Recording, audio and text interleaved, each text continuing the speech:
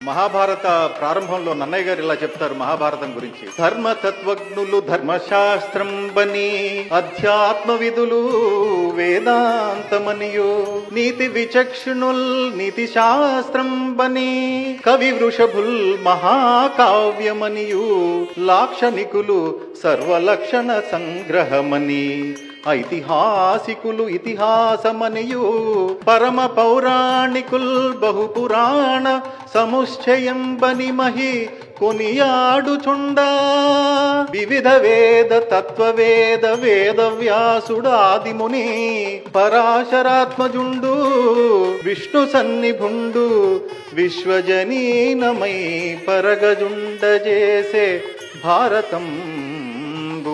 అంటే భారతంలో ఎంత వర్సిటాలిటీ ఉందో హనుమాన్ చౌదరి గారిలో ఒక ఐటీ వాళ్ళకి ఐటీ మనిషిగా, టెలికాం వారికి టెలికాం మనిషిగా, పాలసీ మేకర్స్ కి పాలసీ మేకర్ గా, దేశాభిమానులకి దేశాభిమానిగా, నాలాంటి చాలా మందికి భాషాభిమానులకి భాషాభిమానిగా, సాహిత్యవేత్తగా వారు ముందు తీసుకెళ్తూ ఉంటారు.